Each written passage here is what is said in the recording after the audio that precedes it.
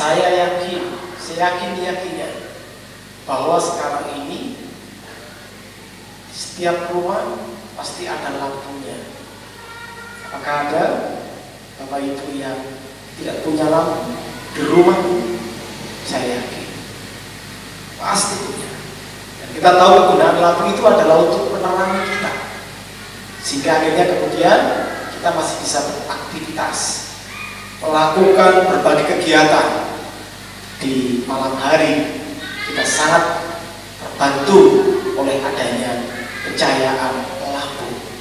Nah, Bapak Ibu saudara-saudara, di kehidupan kita juga butuh terang yang menerangi perjalanan hidup kita bersama-sama dengan yang lainnya.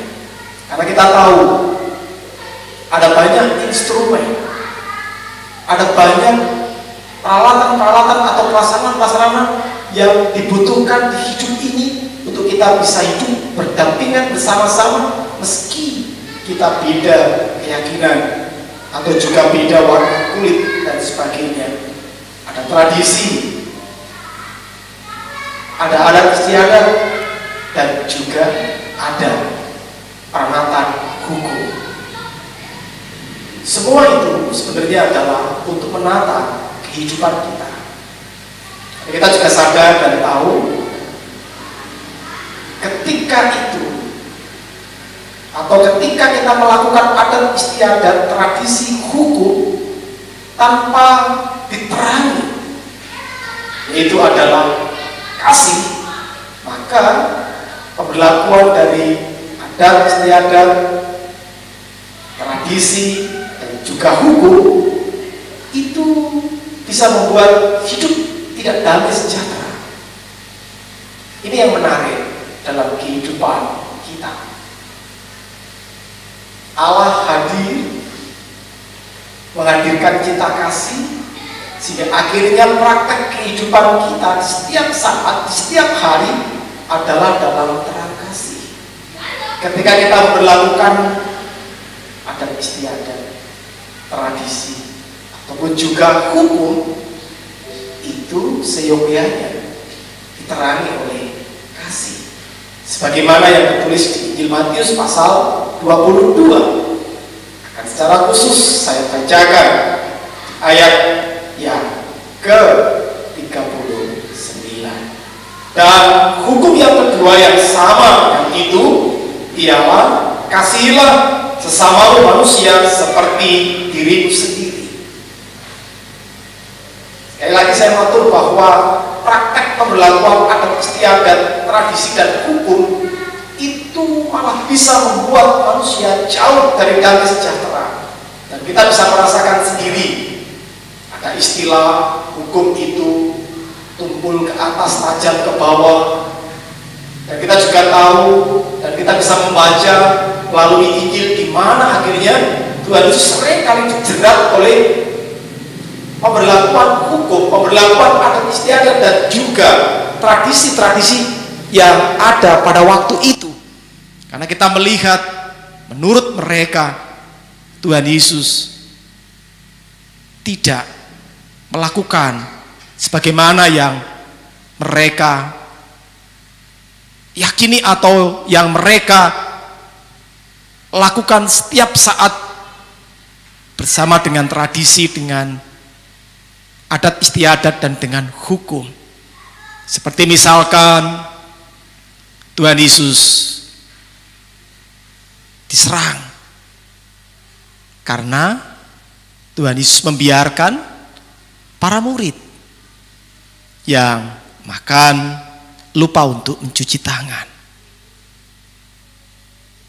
Tentu bukan berarti Tuhan Yesus mengabaikan semua itu. Tapi di sini Tuhan Yesus mengajak kepada kita hal yang lebih penting, yang seharusnya mendasari setiap kita mempraktekkan peranatan-peranatan tersebut seperti tradisi, adat istiadat, dan hukum. Praktekkanlah itu, lakukanlah itu di dalam terang kasih. Ini yang harus kita pahami. Saya matur bahwa ketika tidak diterangi oleh kasih, praktek-praktek itu kita lakukan dengan motivasi yang berbeda. Sehingga akhirnya kita sering kali mengabaikan rasa kemanusiaan. Nah, memang tidak mudah. Tapi inilah sebuah perombakan besar yang dicanangkan dan juga dipraktekkan oleh Tuhan Yesus. Tuhan Yesus melakukan semua itu dengan terang kasih. Dan saat ini, marilah kita juga mengikuti gerakan Tuhan bahwa kasih itu menerangi banyak hal. Menerangi di dalam kita mempraktekkan tradisi, adat istiadat maupun juga hukum. Dengan harapan ketika terang kasih itu yang menerangi, semua nanti akan membawa kita dalam hidup damai dan sejahtera. Tuhan memberkati kita. Amin. Tuhan Allah kami bisa menjadi kejam dan bertangan besi ketika kami mempraktekkan adat istiadat, tradisi dan hukum tanpa diterangi oleh kasih. Karena kami sadar kami ini manusia, dalam sebuah kerapuan kami, dalam keterbatasan kami, sudah pasti kami juga akan kedapatan berbuat hal yang mungkin tidak sesuai dengan peranatan adat istiadat, tradisi dan hukum. Bukan Tuhan mengajak dan biarkan kami mengabaikan semua itu, tetapi maknai semua itu untuk menjadi suatu alat yang kemudian bisa membawa orang dipulihkan, membawa orang mendapatkan daya hidup di kehidupannya.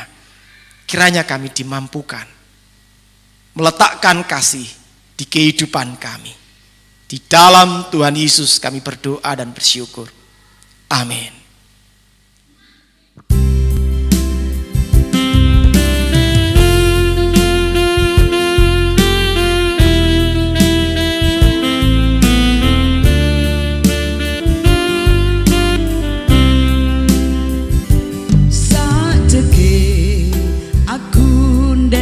Gusti uripku tansah diberkahi, atiku ayem tentrem, atiku ayem tentrem, kabeh mau Gusti Yesus kang maringi. Sajeke aku nderek Gusti uripku tansah diberkahi, atiku ayem tentrem, atiku ayem tentrem, kabeh mau Gusti Yesus kang maringi. Matur nuwun, matur nuwun, matur nuwun Gusti Yesus, kula matur nuwun.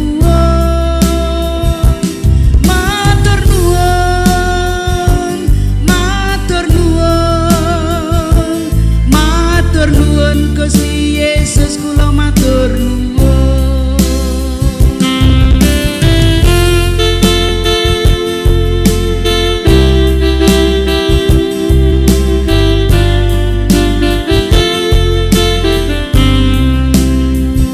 Sajeke aku nderek Gusti,